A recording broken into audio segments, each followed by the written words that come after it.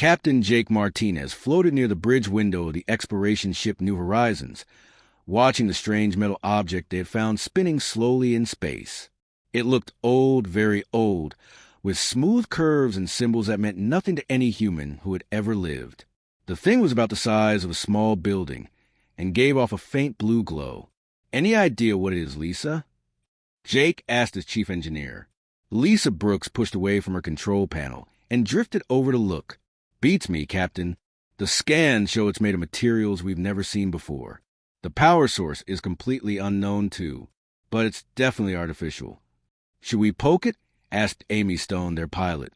She had her feet hooked under her chair and was spinning a pen between her fingers. Dr. Kevin Walsh, their science officer, looked up from his readings. "From a scientific standpoint, we should definitely poke it. This could be the first proof of alien intelligence we've ever found." Jake thought about it for a moment. They were 3 months out from Earth on a routine survey mission. This dead solar system was supposed to be empty, except for some interesting mineral formations on the third planet. Finding what looked like an alien artifact was not on their schedule. "All right," Jake said, "but we do this carefully. Ryan, try sending it a basic mathematical sequence. See if it responds." Ryan Clark, their communications officer, nodded and started working at a station. He sent out a simple pattern of prime numbers using radio waves. For a few minutes, nothing happened. Then the object suddenly flared with bright blue light. Captain," Ryan said, his voice a little higher than normal. "It's sending something back, but it's not math. It looks like some kind of message, and it's being broadcast in all directions." "A message saying what?" "I have no idea. The computer can't make sense of any of it." The blue glow around the object was getting brighter. Then it started pulsing in a steady rhythm, like a heartbeat. "That doesn't look good," Amy said. She was right. Within an hour, something appeared at the edge of their sensors. Something big, really big. "Captain," Ryan said, staring at his screens, "you need to see this." The ship that came out of faster-than-light travel was huge. It was easily 10 times the size of the New Horizons, with a dark gray hull covered in weapon systems that even a child could recognize. It looked like it was built for one purpose: to destroy things. "Well," Jake said calmly, "I guess we found the aliens." The alien ship moved toward them slowly, almost carefully. Then a beam of light shot out from it and hit the New Horizons. But instead of destroying them, it seemed to scan them from top to bottom. "They're trying to communicate," Ryan reported. "Same frequency as that beacon thing. The computer is starting to figure out some basic patterns. Can you talk back to them?" "Working on it. Give me a few minutes." While Ryan worked, the rest of the crew watched the massive ship position itself nearby. It was close enough that they could see details on its hull. There were markings and symbols, some of which looked similar to what they had seen on the beacon. Whoever built this ship had been traveling between stars for a very long time. "Got it," Ryan said suddenly. "Basic communication established. They're asking about our status and something about rescue operations." "Rescue?" Jake raised an eyebrow. "Tell them we're fine. Just explorers from Earth." Ryan typed quickly, sending the translated message. The response came back almost immediately. "They want to board our ship. Something about making sure we're not in distress." Jake looked around at his crew. Lisa was back at her station, running diagnostics on their systems. Kevin was taking readings on the alien ship. Amy was calculating possible escape routes, though they all knew their little exploration vessel couldn't outrun that monster. Ryan was still working on the translation software. "Permission to board granted," Jake said. "But tell them we're armed and will defend ourselves if necessary." Ryan sent the message. The reply made him frown. "Captain, I think something got lost in translation. They're asking about our primitive defensive systems and whether we need medical attention for shock from first contact with superior civilization." "Superior civilization?" Amy snorted. "Their ship is impressive, but their communication skills need work." 20 minutes later, the airlock opened and the aliens came aboard. There were 3 of them, and they looked almost human except for being taller, having gray skin, and wearing elaborate uniforms covered in what looked like medals and rank insignia. The one in front had more decorations than the others, and carried himself like he was very important. "I am Commander Zektar of the Valdorian Empire," the leader said through a translation device. "We received your distress call and have come to render aid." Jake stepped forward and extended his hand. "Captain Jake Martinez, Earthship New Horizons. Nice to meet you, but we didn't send any distress call." Commander Zektar stared at the offered hand for a moment, then carefully shook it. His expression was confused. "The beacon you activated is an ancient emergency signal. Only species in desperate need of help activate such devices." "Oh, that old thing?" Jake said. "We were just curious about it. We're explorers. We explore things." The three aliens looked at each other. They seemed to be having some kind of silent conversation. "You activated a beacon that has not been used for over 1,000 years. Out of curiosity?" "Pretty much, yeah. We found it floating here and wanted to see what it was. Sorry if we worried you." Kevin stepped forward with a bright smile. "This is fascinating. Commander Zektar, would you mind if I took some biological readings? For science. We've never met an alien species before." Commander Zektar looked even more confused. "You wish to study us?" "If that's okay. Just basic stuff.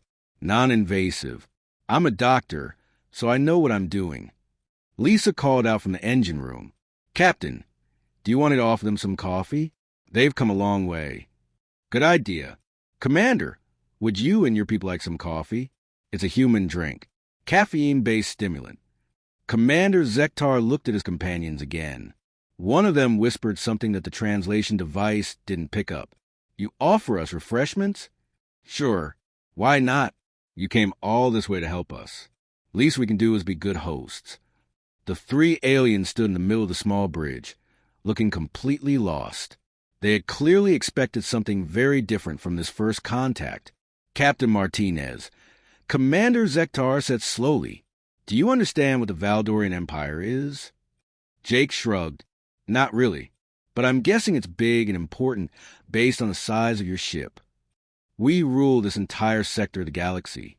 Hundreds of star systems. Billions of beings. That's impressive. We've got a few colonies ourselves. Nothing that big, though." Commander Zektar was quiet for a long moment. Then he spoke to his companions in what was clearly their native language. Jake couldn't understand the words, but the tone suggested they were having a serious discussion about something unexpected. "Captain Martinez," the commander said finally, "I think you should come with us." The Valdorian ship was everything the New Horizons was not. Where the human ship was practical and simple, this vessel was grand and impressive. The corridors were wide enough for 10 people to walk side by side, with high ceilings decorated with intricate patterns. Everything was polished to a mirror shine, and soft lighting made the whole place feel like a palace. Commander Zektar led the human crew through these halls, pointing out various features with obvious pride. The other Valdorians they passed stopped and bowed respectfully when they saw the commander. Jake noticed that all of them wore similar uniforms, though with fewer decorations than Zektar's outfit. "This is the primary corridor of the Eternal Dominion," Zektar explained as they walked. "Our ship is home to over 5,000 crew members and contains the most advanced technology in the known galaxy." "It's very nice," Jake said politely. "Must take a lot of work to keep it this clean." Lisa was looking at the walls with professional interest. "The construction is impressive. How do you handle structural stress over a ship this size? The materials must be incredibly strong." Zektar seemed pleased by the question. "Our ships are built using quantum-bonded metals that are virtually indestructible. The technology has been perfected over thousands of years." "Thousands of years?" Kevin perked up. "How long has your civilization been spacefaring?" "The Valdorian Empire has existed for over 10 millennia. We have brought order and civilization to this entire region of space." Amy whistled softly. 10,000 years. That's a long time to keep things running smoothly. They were led to what Zektar called the guest quarters, which turned out to be a series of rooms that were larger and more luxurious than anything the humans had ever seen. Each room had furniture that seemed to adjust itself automatically for comfort, walls that could display any image or scene, and facilities that anticipated their needs before they even knew what they wanted. These accommodations are reserved for visiting dignitaries and important guests. Zektar explained, "You will be comfortable here while we travel to Valdorian Prime." Valdorian Prime? Jake asked. "The capital world of our empire. The Emperor wishes to meet you personally." The humans looked at each other. This was moving faster than any of them had expected. "That's very kind," Jake said. "But we should probably contact Earth first. Let them know where we are." "Of course. You may send your message through our communication systems. Though I should warn you that your homeworld is quite far from here. It may take some time for any response to reach you." After Zektar left them alone, the crew gathered in Jake's assigned room to discuss their situation. "So," Amy said, sitting in a chair that immediately adjusted to support her perfectly, "we accidentally called the Galactic Police, and now we're going to meet their Emperor." "It could be worse," Ryan said. "They seem friendly enough, and this translation software is getting better every hour. I'm starting to pick up emotional nuances in their speech." Kevin was already taking notes on everything he had observed. From an anthropological standpoint, this is incredible. Their society seems highly structured and hierarchical. "Did you notice how everyone bowed to the commander?" "I noticed," Jake said. "The question is, what do they expect from us?" They got their answer the next morning, when Zektar returned with several other Valdorians. These new aliens wore different uniforms and carried themselves with the same formal dignity as the commander. "Captain Martinez," Zektar said, "I would like you to meet Subcommander Yaleth, our cultural specialist, and Senior Technician Mordok, our chief scientist."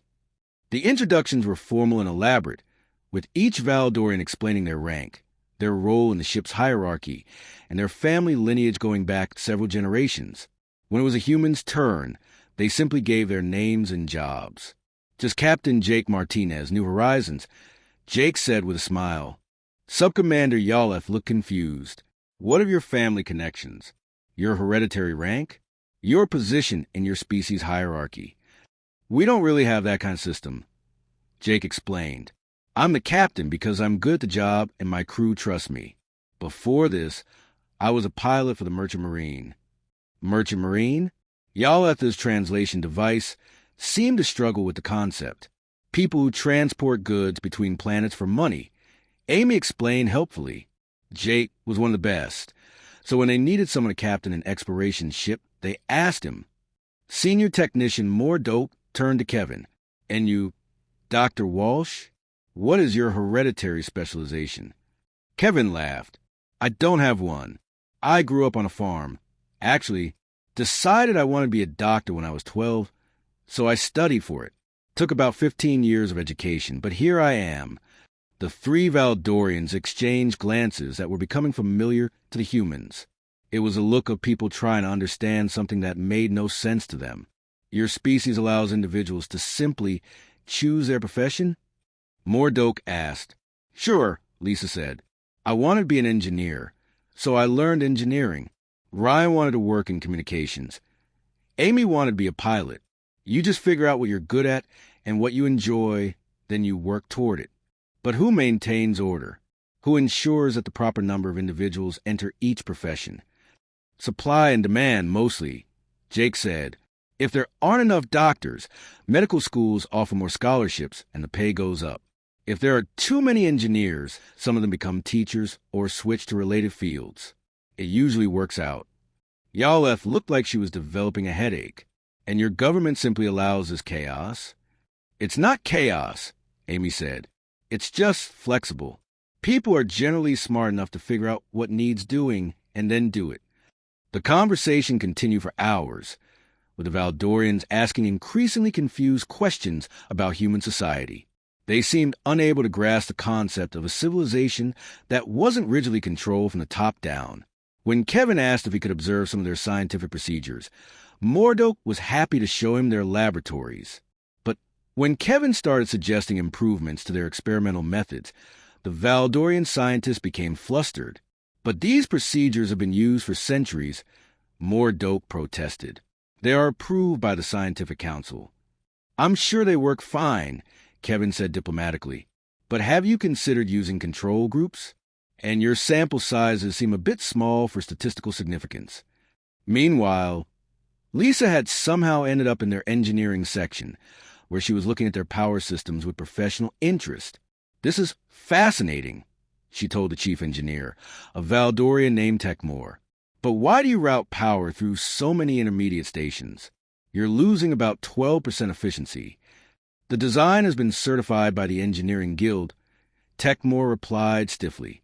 Right, but look here. Lisa pulled out her portable tablet and quickly sketched a diagram. If you bypass these 3 relay stations and install a buffer here, you'd increase output and reduce maintenance needs. Techmore stared at the diagram. But this would require changing the approved design. Sure, but would work better. By the end of the day, word spread throughout the ship about the strange humans who questioned everything and offered suggestions for improvement wherever they went. Some of the crew seemed intrigued by these new ideas. Others appeared disturbed by the very concept of changing established procedures. Commander Zektar found Jake in the observation lounge, looking out at the stars as they traveled through faster-than-light space. Captain Martinez, the commander said, "May I ask you something?" "Of course." "Your people seem very confident. Do you not feel awed by the vastness of our empire, the power of our technology?" Jake thought about that for a moment. It's impressive, definitely. But awesome is kind of a big word. We've seen some pretty amazing things ourselves. The first time humans left Earth, that was awesome. The first time we found life on another planet, that was awesome. Meeting you folks is definitely cool, but it's just the next step, you know? Zektar was quiet for a long time. "Captain," he said finally, "I think the Emperor is going to find you very interesting." Valdorian Prime was a sight that should have left any visitor speechless. The capital world of the Empire was a carefully constructed masterpiece of urban planning and architectural achievement. Cities stretched across entire continents, their towers reaching toward the sky like metallic trees. Massive orbital stations hung in space around the planet, connected by streams of ships carrying goods and people between the surface and the stars. As the Eternal Dominion approached the planet, Commander Zektar brought the human crew to the main observation deck to witness their arrival. The viewing area was clearly designed to impress visitors, with floor-to-ceiling windows that provided a panoramic view of the approaching world. "Behold Valdorian Prime," Zektar announced with obvious pride, "heart of the greatest civilization in the galaxy, home to over 40 billion beings from hundreds of different species." The humans pressed against the windows, taking in the view. The planet was undeniably impressive, but their reactions were not quite what Zektar had expected. 40 billion? Amy whistled. The logistics of feeding that many people must be incredible. How do you manage the supply chains? Lisa was studying the orbital structures. Those space elevators are beautifully designed. The engineering must have been a nightmare, though. How do you handle weather systems at that scale? Kevin was more interested in the diversity Zektar had mentioned. Hundreds of species all living together? How do you handle the different environmental needs? The medical requirements alone must be staggering. Ryan was taking pictures with his portable camera. This will blow their minds back on Earth. "Do you mind if I take some shots of the city layouts? Our urban planners would love to see how you organize traffic flow on this scale." Zektar found himself answering technical questions instead of receiving the gasps of awe he was accustomed to from visitors. The humans seemed more interested in how things worked than in being impressed by their size. The shuttle that took them to the surface was another example of Valdorian craftsmanship. It flew smoothly through the atmosphere and landed on a platform near the center of the largest city. As they disembarked, the humans got their first close look at the Empire's capital. The buildings around them rose higher than anything that existed on Earth, their surfaces covered in moving patterns of light that displayed information and artwork. Streets filled with beings of dozens of different species moved in orderly patterns, each group following clearly marked paths designated for their particular biology. "Welcome to the Imperial District," Zektar said as they walked along a broad avenue. The Emperor's palace lies at the center, surrounded by the government buildings that administer the Empire. The palace, when they reached it, was exactly what anyone would expect from a galactic emperor. It was huge, ornate, and designed to make visitors feel small. Towers twisted skyward like frozen flames, covered in precious metals and jewels that caught the light of the system's twin suns. Guards in elaborate uniforms stood at attention as they passed, their weapons clearly visible but held in ceremonial positions. More beings bowed as Commander Zektar led the group through increasingly impressive halls and chambers. Each room tells a story of our empire's growth, Zektar explained as they walked. Here you see the conquest of the Lar system, and there the integration of the crystal-based Zenhi species. Jake looked at the artwork with interest, but his comment was not what anyone expected. The guy who painted this was really talented. Look at how he captured the light refracting through those crystal beings. Must have taken years to get that effect right. They were led to a waiting chamber that was larger than most buildings on Earth. The ceiling disappeared into shadow far above, and the walls were covered with what appeared to be living murals that shifted and changed as they watched. Servants brought them refreshments on dishes that seemed to be made from crystallized starlight. "The Emperor will see you shortly," Zektar announced. "Please remember that His Imperial Majesty Thanesol is the supreme ruler of this sector of the galaxy. Proper protocol requires that you kneel when entering his presence and remain silent until he addresses you directly." The humans looked at each other. "Kneel?" Jake asked. "It is traditional, a sign of respect for his position and power." "Ah." Jake nodded. "Well, where I come from, we usually just shake hands. But I guess we can be flexible." When the massive doors of the throne room finally opened, the humans were led into a space so large it had its own weather systems. Gentle breezes moved through the air, and what looked like small clouds drifted near the distant ceiling. At the far end of the room, on a platform that required them to walk for several minutes to reach, sat Emperor Thanesol. The Emperor was tall even by Valdorian standards, with silver skin that seemed to glow with its own inner light. His robes flowed around him like liquid starlight, and his crown was a work of art that incorporated what looked like miniature galaxies spinning in slow motion around his head. Commander Zektar immediately dropped to one knee and remained motionless. The other Valdorians in the room did the same. The humans, following Jake's lead, stopped a respectful distance from the throne and waited. Emperor Thanesol studied them for a long moment, then spoke in a voice that somehow filled the enormous room, without seeming loud. "I am Thanesol, Emperor of the Valdorian realm, master of 800 worlds, commander of 10,000 fleets. You stand before the throne that has brought order to chaos and civilization to the darkness between stars." Jake stepped forward and extended his hand. "Jake Martinez, captain of the New Horizons, representing Earth and the human species. Pleased to meet you, Your Majesty." The silence that followed was so complete that the humans could hear their own heartbeats. Emperor Thanesol stared at the offered hand as if it were some kind of exotic artifact. "You do not kneel," the Emperor observed. "Not really our thing," Jake said apologetically, "but we definitely respect what you've accomplished here. This is an incredible civilization you've built." "Built?" The Emperor's voice carried a note of something that might have been confusion. "The Valdorian Empire has existed since before your species discovered fire. We did not build it. We inherited it, maintained it, and expanded it as our ancestors commanded." Amy spoke up from behind Jake. 10,000 years is a long time to keep things running. You must have made a lot of improvements and innovations along the way." Improvements? The word seemed foreign in the Emperor's mouth. Kevin stepped forward with his usual enthusiasm. "Your Majesty, I hope you don't mind me saying, but the medical technology we've seen is fascinating. The integration of so many different species must require constant adaptation and research. I'd love to learn about your latest developments in cross-species treatment protocols." Emperor Thanesol looked at Commander Zektar, who was still kneeling, then back at the humans. "You wish to learn from us?" "Absolutely," Kevin said. "And hopefully we can share some of our own knowledge in return. Medical science works best when everyone contributes what they know." The Emperor stood up from his throne, a motion that seemed to take a very long time. When he reached his full height, he towered over everyone in the room. "Commander Zektar," he said. "Yes, Your Imperial Majesty." "Rise." and explained to me how these beings activated an ancient beacon by accident, showed no fear when confronted by Imperial dreadnought, and now stand before the throne of Empire treating us as if we were neighbors they had just met. Zektar got to his feet slowly. Your Majesty, I believe they simply do not understand what they have encountered. Oh, we understand, Jake said.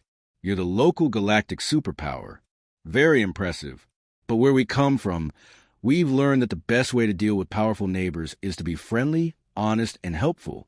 Works out better for everyone involved. Lisa had been looking around the throne room with professional interest. Your Majesty, I hope you don't mind me asking, but how do you manage the acoustics in a space this size? The sound distribution is perfect, but I can't see the speaker systems. Emperor Thane Soul stared at her. You are curious about our technology? Sure. I'm an engineer. This kind of thing fascinates me. The power requirements alone must be enormous. Ryan was taking discrete readings with his instruments. The electromagnetic patterns are really interesting, too. Are you using some kind of field manipulation for the lighting effects? The Emperor looked at his advisors, who were standing around the room in formal positions. None of them seemed to know how to respond to the situation either. Captain Martinez, the Emperor said finally, I think your people should remain here as our guests for a while. There is much we need to discuss. That sounds great, Jake said. Just let us know if there's anything we can do to help out while we're here. The guest quarters assigned to the humans in the Imperial Palace were more luxurious than anything they had ever experienced. Each room was larger than most Earth apartments, with walls that could display any environment or scene they desired. The furniture adjusted automatically to their preferences, and the food dispensers could create meals from any culinary tradition in the galaxy. Despite the comfortable imprisonment, Jake gathered his crew the morning after their audience with the Emperor to discuss their situation. So, he said, looking around at his team, we're honored guests who can't leave. Any thoughts on how to handle this?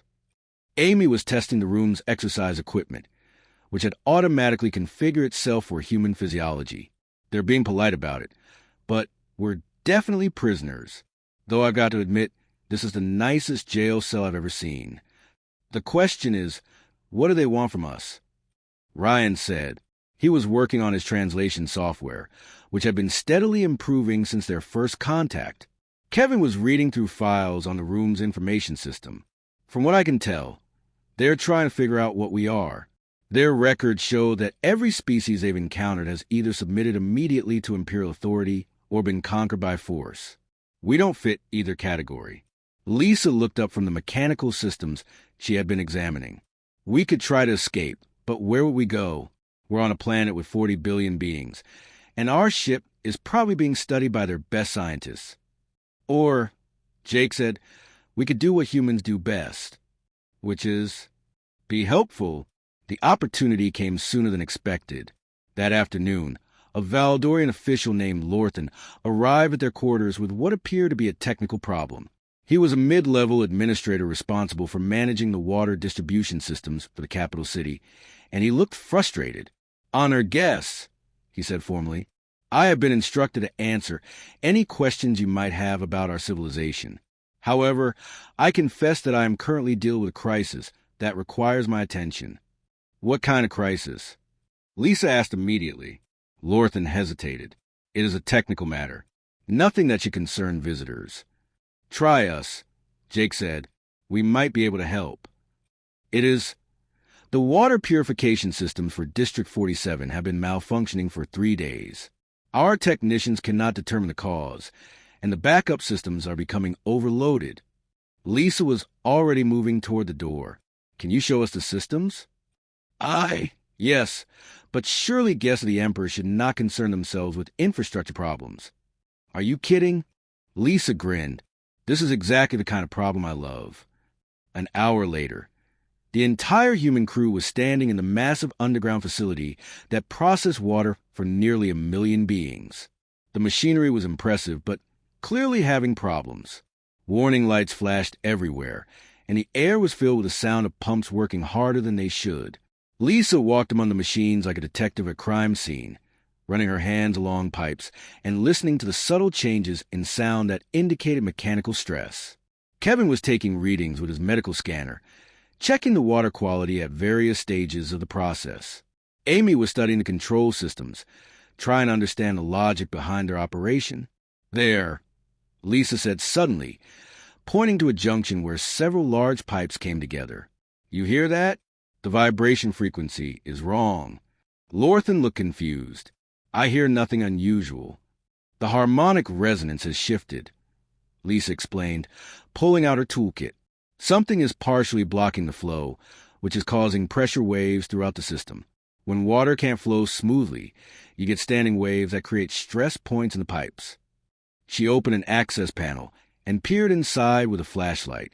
Yep, there's some kind of buildup here. Probably mineral deposits or biological growth. Your cleaning cycles aren't reaching this junction properly.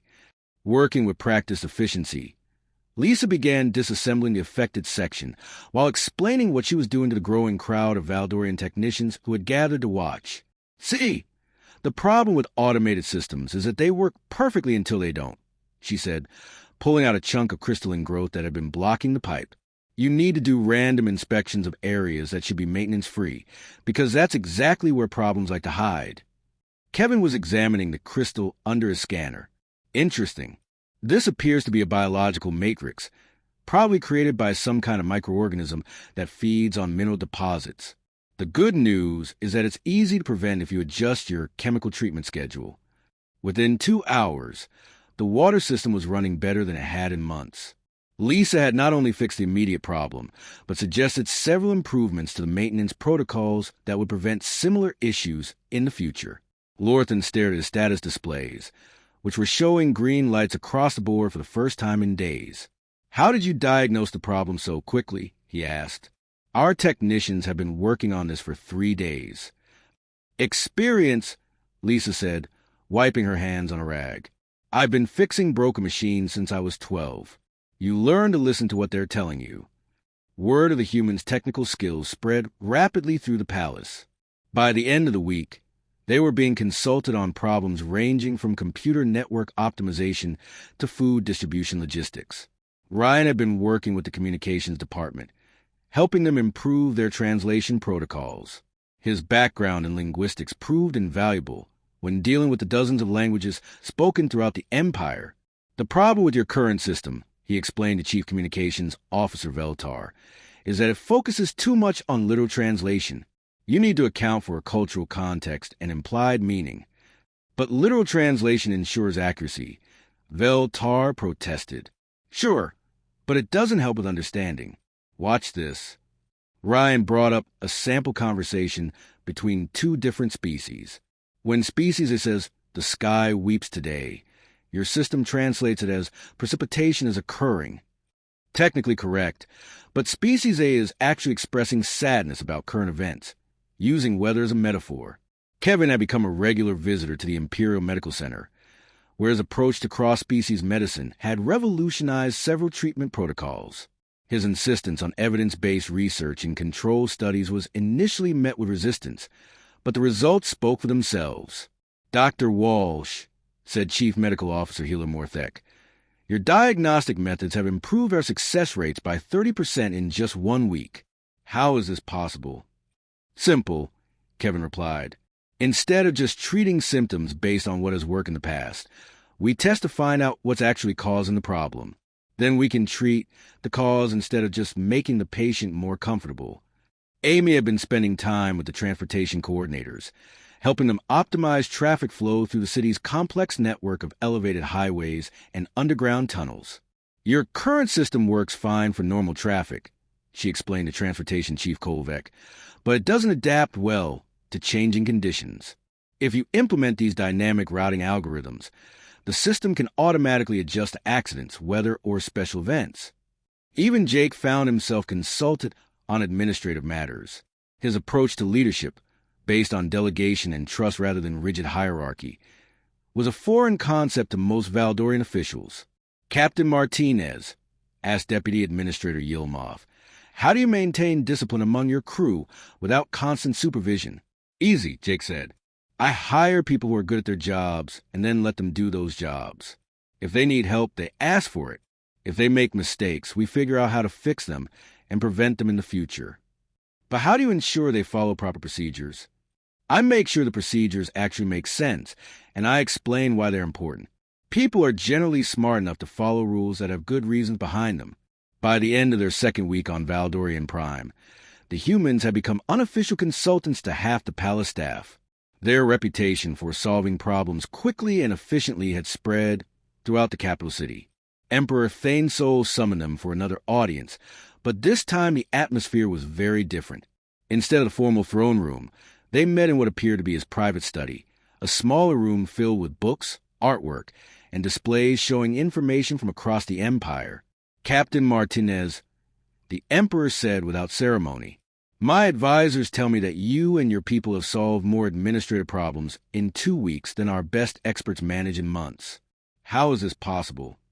Jake thought about that for a moment. Different perspective, I guess. We're not trying to maintain existing systems. We're just trying to solve problems. Sometimes the best solution is something nobody has tried before. The emperor was quiet for a long time, studying displays that showed efficiency improvements across multiple government departments. "Captain," he said finally, "I think it is time you learn more about the empire you have stumbled into." The emperor's private study contained something the humans had not seen elsewhere in the palace: evidence of problems. The walls displayed maps of the empire with flashing indicators showing trouble spots, and the data screens revealed a complex web of issues that the public face of imperial power carefully concealed. "Captain Martinez," Emperor Thainsol began, "what I am about to show you is not commonly known outside the highest levels of government. For the past several centuries, the empire has been experiencing what my advisors call minor administrative difficulties." Jake looked at the displays showing everything from supply shortages to civil unrest. "This doesn't look minor." "No," the emperor admitted, "it does not. The truth is that the empire has grown too large and too complex for our traditional methods of government. But the solution has always been the same: more control, more regulations, more oversight." Amy was studying a display showing shipping routes between star systems. "Your logistics are impressive, but they're not very flexible. If anything goes wrong in one sector, it creates problems throughout the entire network." "Precisely." The emperor touched the control, and the display zoomed in on a particular region. 3 months ago, a solar flare damaged the communications relay in the Tarvek system. This caused delays in shipping schedules, which led to food shortages on 6 worlds, which prompted civil unrest, which required military intervention. Kevin was reading through medical reports from various species. "And your rigid treatment protocols mean that when you encounter a new disease, you have to wait for approval from the medical council before trying new treatments. How long does that usually take?" "Between 6 months and 2 years. People die waiting for that kind of approval."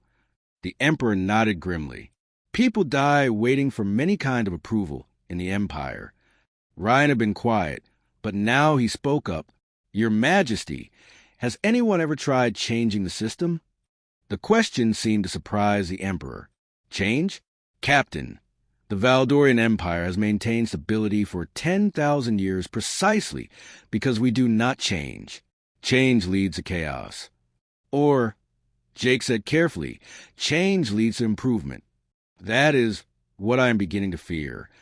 Over the following days, the emperor arranged for the humans to see more of the empire than any outsider had ever been shown. They visited factory worlds where beings worked in conditions that had not been improved in centuries. They saw agricultural planets where ancient farming methods produced barely enough food to feed the population.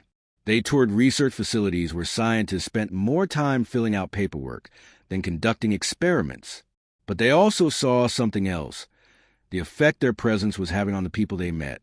On the industrial world of Kara 7, Lisa had spent a day working with local engineers to improve the efficiency of their manufacturing systems. Word of her methods had spread among the workers, and several of them had approached her privately. "Engineer Lisa," said a young Valdorian technician named Talkhai, "the improvements you suggested have increased our production by 20%. But when I proposed implementing them permanently, my supervisor said it would require approval from the Industrial Council. How long would that take? Perhaps 2 years, if they approve it at all." Lisa frowned. "What happens if you just do it anyway?" Talkhai looked shocked. That would be a violation of protocol. I could lose my position. But people would have more food and better living conditions. Yes, but... The conversation was interrupted by Supervisor Velkoff, who had been monitoring their discussion. Honored guest, I hope this worker has not been troubling you with inappropriate questions. Not at all, Lisa said. He's very smart. You're lucky to have him. Talkai follows instructions adequately.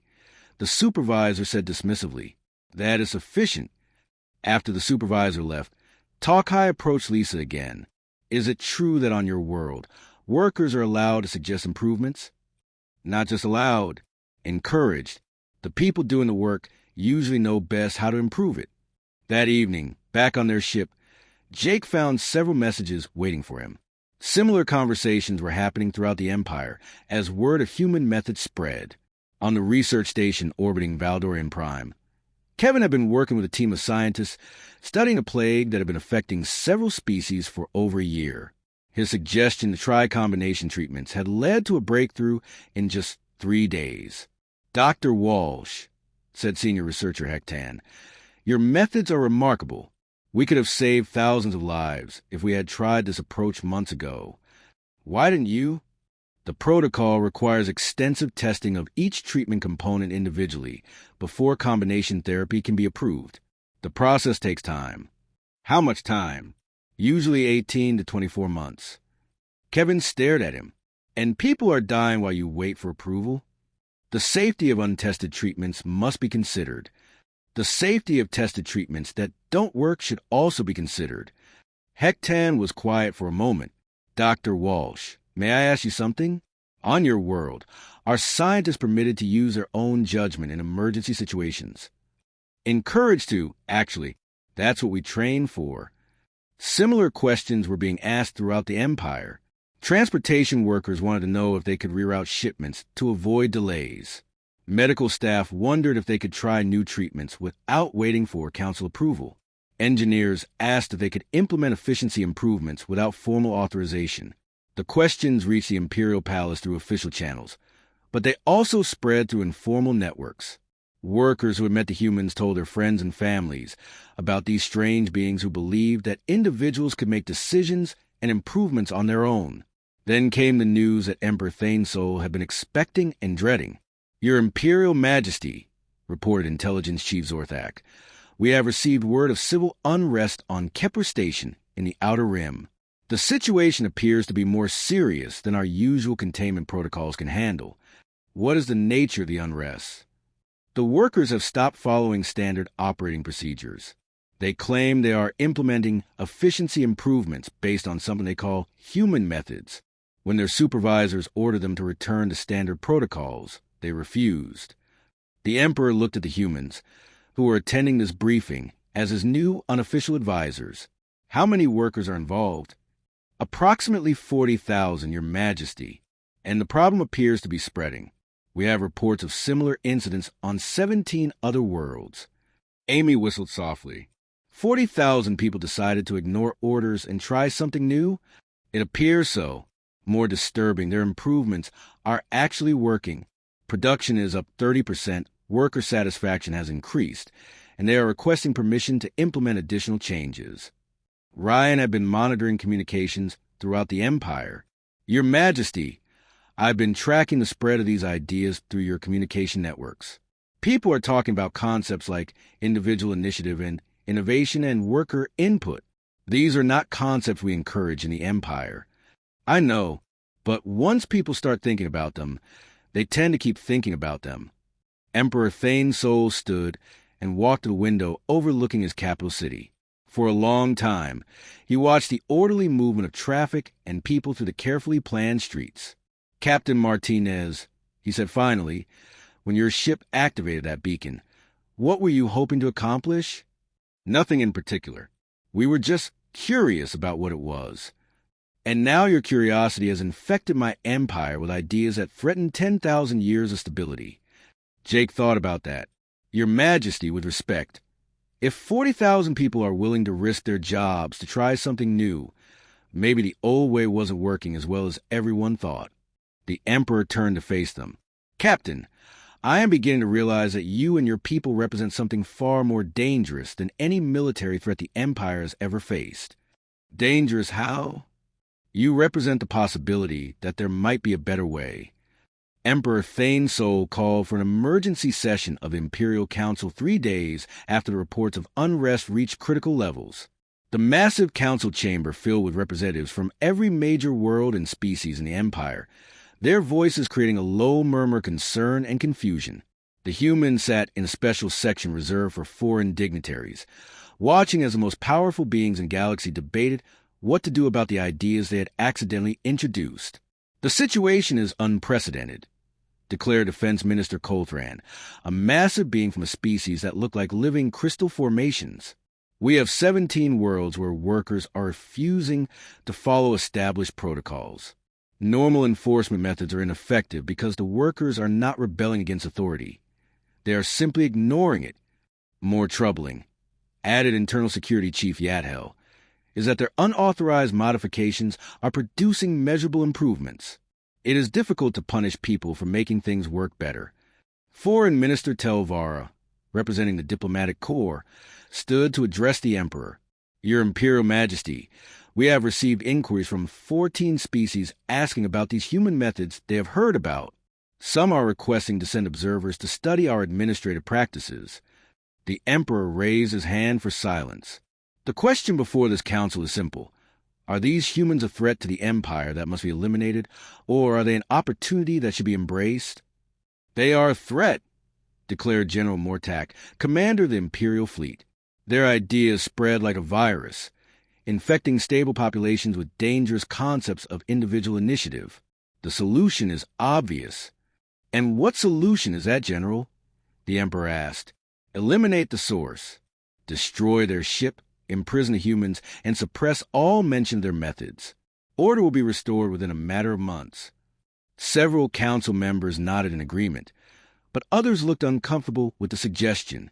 General, said Chief Science Officer Helkoff, these humans have solved technical problems that our best experts have struggled with for years.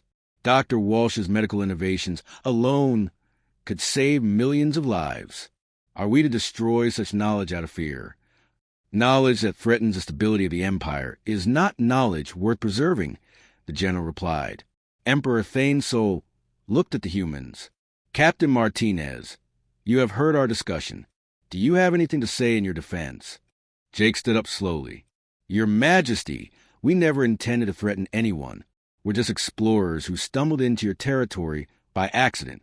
If our presence is causing problems, we're happy to leave. And go where? Asked General Mortak. Back to your world to tell them about the Empire? To prepare for invasion or conquest?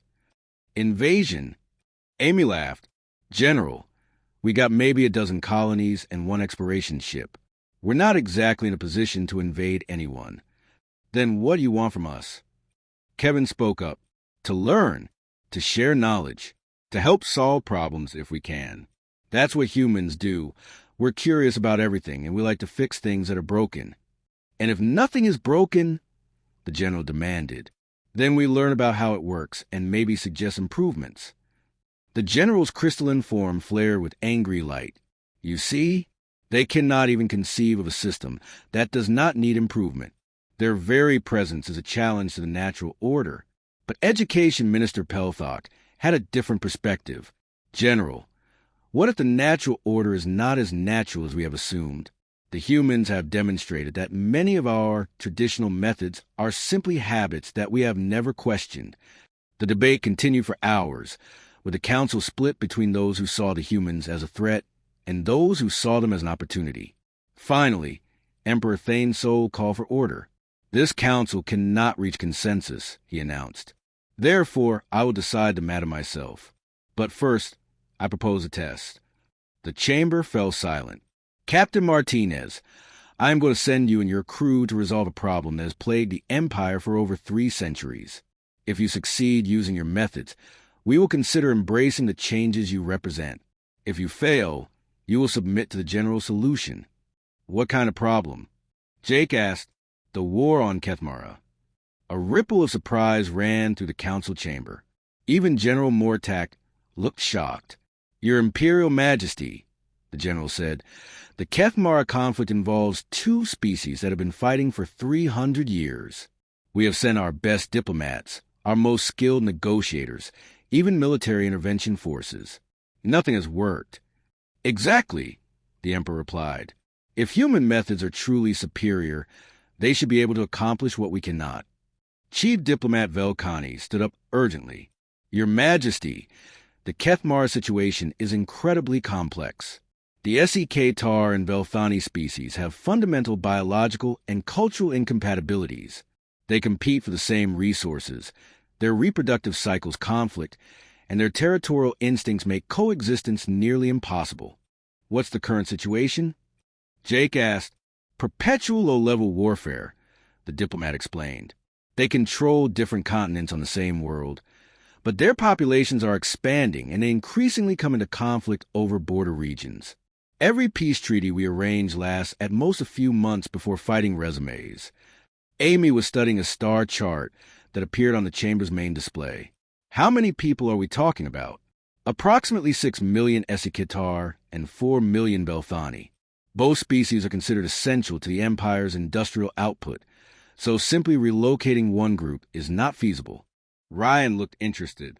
What kind of things do they fight about specifically? Territory, primarily. Also access to certain mineral deposits that both species need for their technology, and water rights during the dry season. Kevin had more questions. Are we talking about fundamental biological incompatibility, or just resource competition? Both. The Esikitar are amphibious and require moist environments. The Velthani are desert-adapted, but need access to underground water sources. As their populations grow, they increasingly compete for transitional zones between wet and dry regions. Lisa was already thinking like an engineer. How much terraforming technology do you have available? The question seemed to confuse several council members. Terraforming? Asked Science Officer Helkoff. Changing environments to suit the inhabitants. If water access is a major issue, can you increase the water supply? If territory is limited, can you expand habitable areas? Such project would take decades and require enormous resources. Maybe, Lisa said, or maybe not. Depends on the approach. Emperor Thanesoul was watching the humans with growing interest. Captain Martinez, do you accept this challenge? Jake looked at his crew. Amy shrugged as if to say, why not? Kevin was practically bouncing with excitement at the prospect of studying new species. Lisa was already sketching preliminary ideas on her tablet. Ryan was making notes about communication protocols.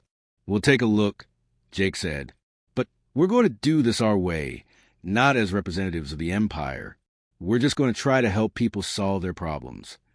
Agreed. But Captain, understand that failure will result in your deaths and a complete suppression of everything you represent. And success? The Emperor was quiet for a moment. Success will require us to reconsider everything we believe about how civilization should function. General Mortak stood up angrily. Your Imperial Majesty, this is madness. You are gambling the stability of the Empire on the methods of primitives who have known about space travel for less than a century. No, General, the Emperor replied. I am gambling the stability of the Empire on the possibility that primitives who have known about space travel for less than a century might understand something about problem-solving that we have forgotten in 10,000 years of maintaining tradition. The council session ended with the decision made. The humans would go to Kethmara with full Imperial authority to attempt any solution they deemed appropriate. They would have access to any resources they requested and the cooperation of both warring species. As they left the council chamber, Jake turned to his crew.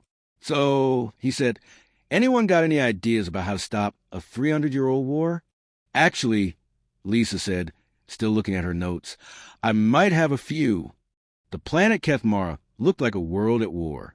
Even from orbit, the humans could see the clear boundaries between the territories controlled by the two species. The SEK-Tar regions were green and lush, with rivers and lakes scattered across the landscape. The Velthani areas were golden and dry, with geometric patterns that marked their underground cities and mining operations. Between these regions lay a scarred band of contested territory where neither species could maintain permanent settlements. The orbital scans showed abandoned structures, damaged infrastructure, and the clear evidence of centuries of conflict. The good news, Amy said as she piloted their shuttle toward the surface, is that they're not trying to shoot us down. The bad news is that I can see weapons emplacements on both sides of the border. They landed at the Imperial Administration Center, a heavily fortified compound in the neutral zone that served as the Empire's headquarters for managing the conflict. The local administrator, a tired-looking Valdorian named Corden, met them at the landing pad. Captain Martinez, he said, I have been managing this situation for 12 years. I have seen dozens of diplomatic missions, 3 military interventions, and countless peace negotiations. They all in the same way. How's that? Jake asked, with more fighting. Corden led them to a briefing room where the walls displayed detailed maps of the planet's surface.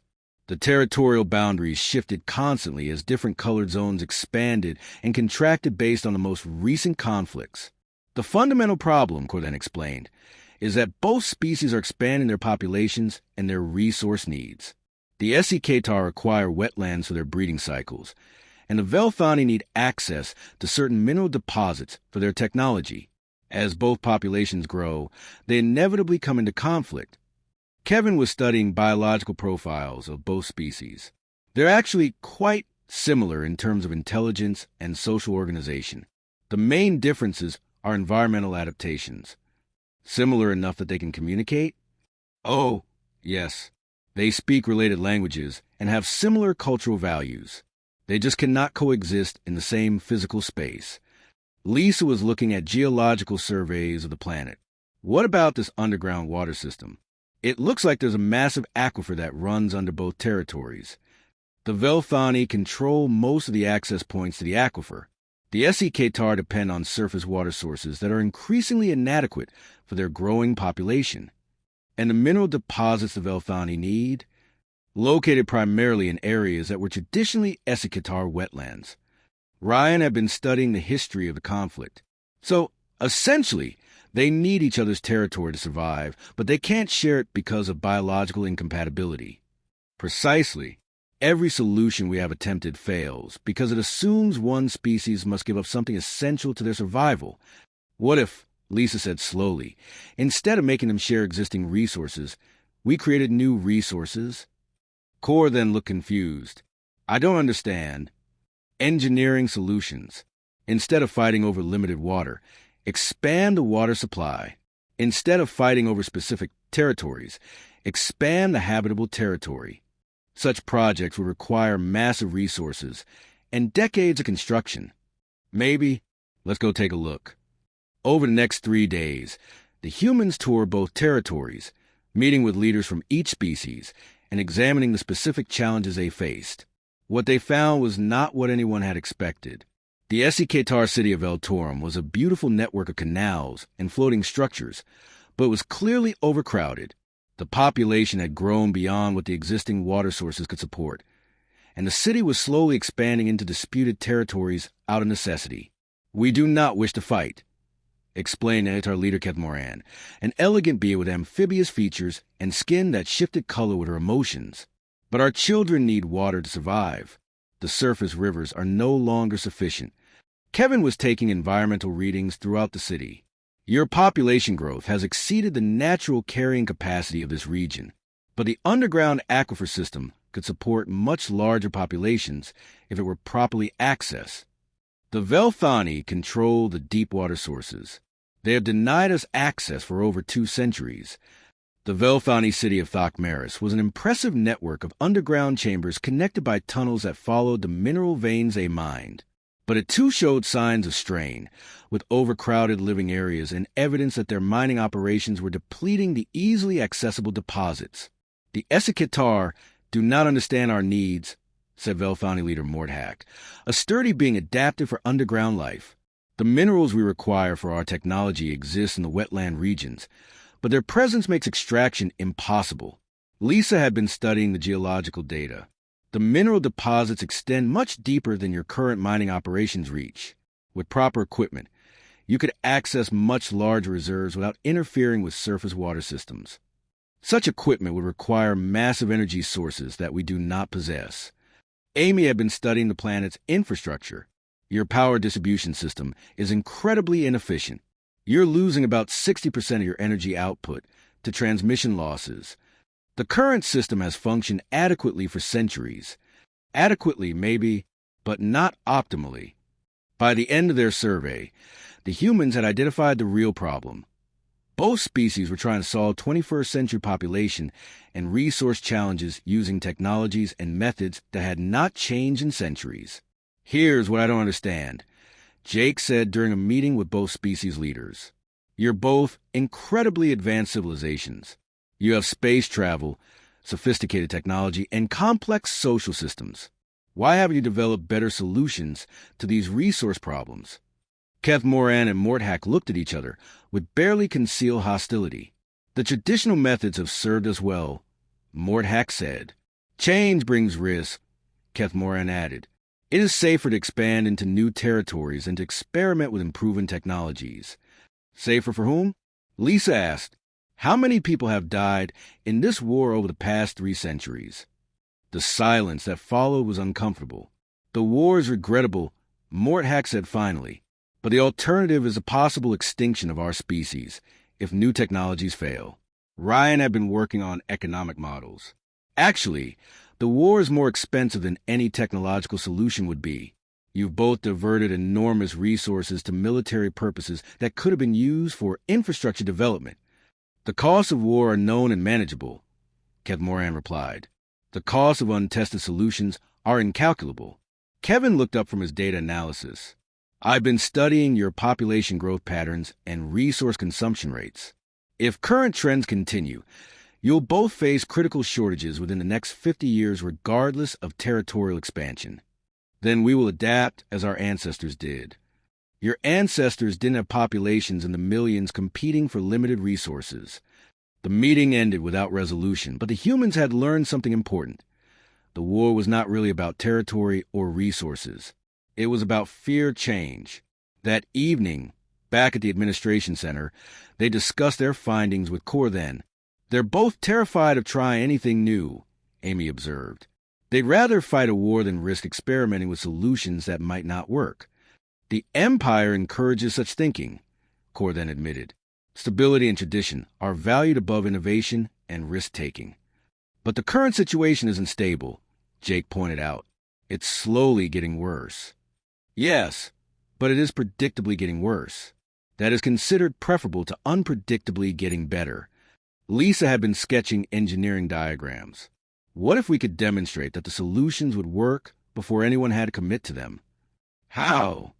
Build a prototype. Show them what's possible.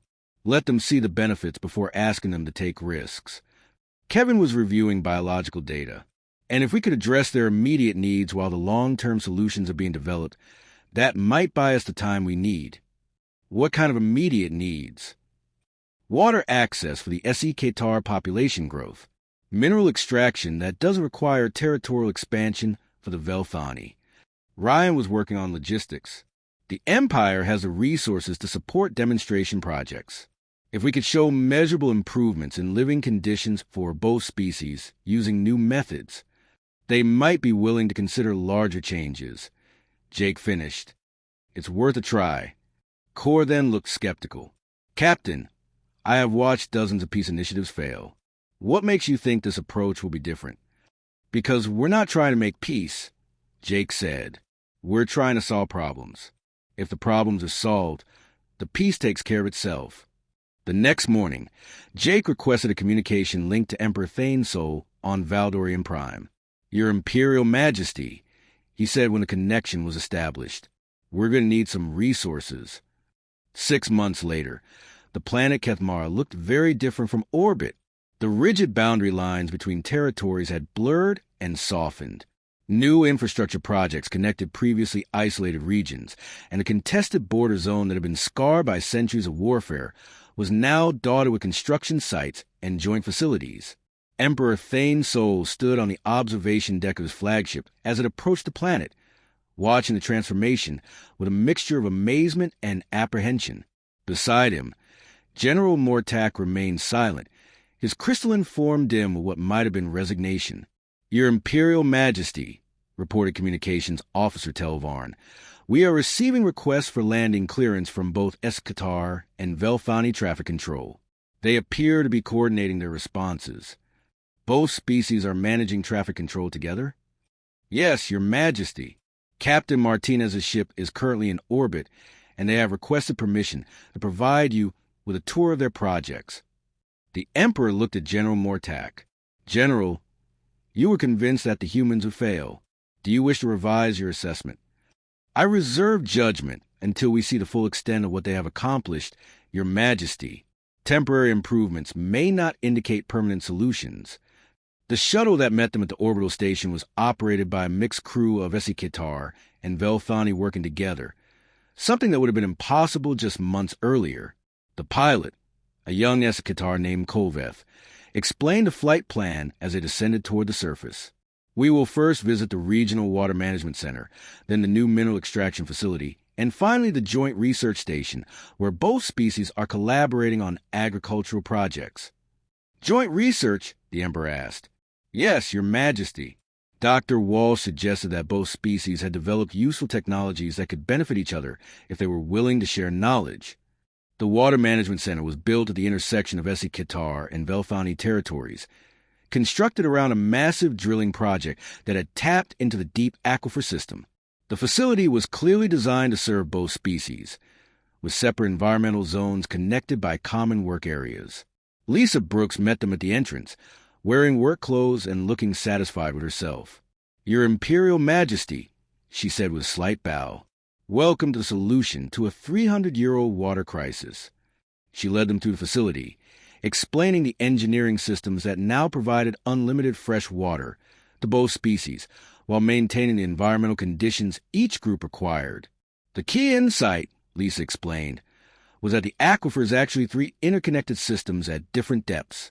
The shallow system serves the Eschatar surface needs, the middle system maintains the wetland ecology, and the deep system provides a high-pressure flow that the Velfani need for their industrial processes." Velfani engineer Thokmarin and Eschatar hydrologist Vel Costa were working together at a control station, monitoring flow rates and coordinating distribution schedules. "At first, we were suspicious of each other," Thokmarin admitted. "But Dr. Brooks and engineer Lisa insisted that we work directly together rather than through intermediaries. We discovered that our technical knowledge was complementary. The Velfani understanding of underground pressure systems was exactly what we needed to solve our wetland management problems," Vel Costa added, "and our surface water expertise helped them optimize their industrial cooling systems." The mineral extraction facility was even more impressive. Instead of competing for surface deposits, the Velfani had developed deep mining techniques that access much richer ore bodies while leaving the surface wetlands completely undisturbed. "The energy requirements for deep extraction were enormous," explained Velfani Mining Chief Cormac. "But Captain Martinez suggested that we work with the Eschatar to develop biological energy systems using their wetland ecosystems." Kevin Walsh appeared at their side, looking excited.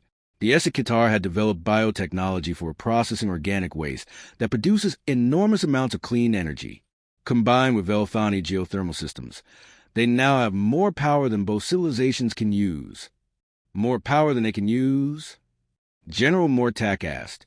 "They're selling the excess to other worlds in the Empire. Kethmara has gone from being a problem that costs the Empire resources to being a net contributor to Imperial energy production."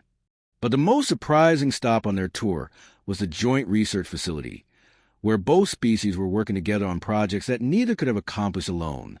Ryan Clark was facilitating a discussion between researchers from both species, using translation software that had evolved far beyond simple word substitution to handle complex technical concepts and cultural nuances. The breakthrough came when we realized that the Eschatar's biological adaptation techniques could be combined with Velfani geological engineering, explained Eschatar scientist Morthila. "We can now create habitable environments that suit both species simultaneously." Amy Stone was working with a team of both species on transportation systems that connected their territories without requiring either group to compromise their environmental needs. The trick was thinking in 3 dimensions instead of 2, Amy explained.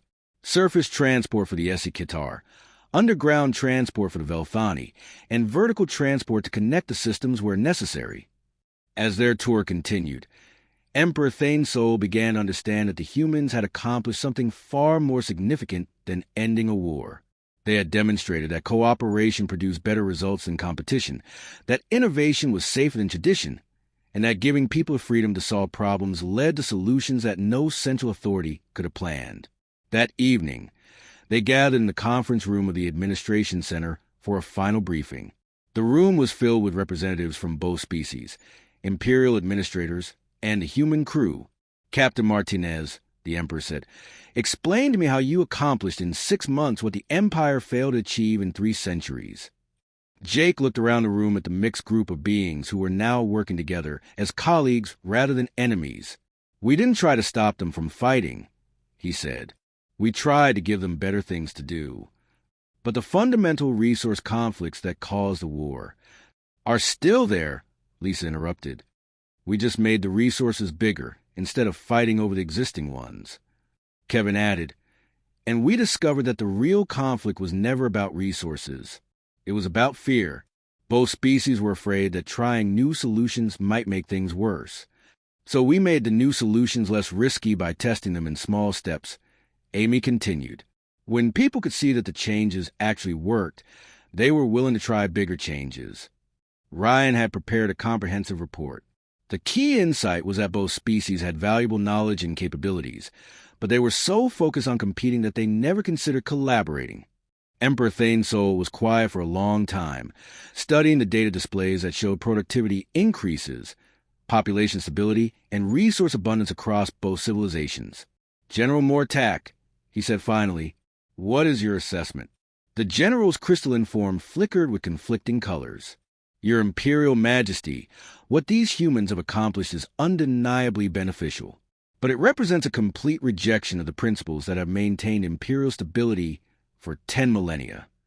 And what are those principles, General? Central control, standardized procedures, resistance to change, hierarchy based on tradition rather than innovation, and the result of those principles on Kethmara? 300 years of warfare and resource depletion. The Emperor stood and walked to the window overlooking the construction projects that were transforming the planet below. Captain Martinez, he said without turning around, what do you propose we do with these insights? Your Imperial Majesty, that's not really our decision to make. We're just explorers who stumbled into your territory and tried to help where we could. But if it were your decision, Jake thought about that for a moment. I'd probably suggest that instead of an empire, you might consider becoming a federation. Explain. Instead of controlling everything from the center, let each world and each species contribute what they do best. Coordinate where coordination is helpful, but let people solve their own problems in their own ways. And if some worlds choose poorly, then they learn from their mistakes and try again. That's how people get better at things. Amy spoke up. The thing is, Your Imperial Majesty, your empire is already full of incredibly smart, capable people. They just haven't been allowed to use their intelligence to solve problems. The HFY and Velthani proved that, Kevin added. Once we gave them permission to work together and try new things, they solve.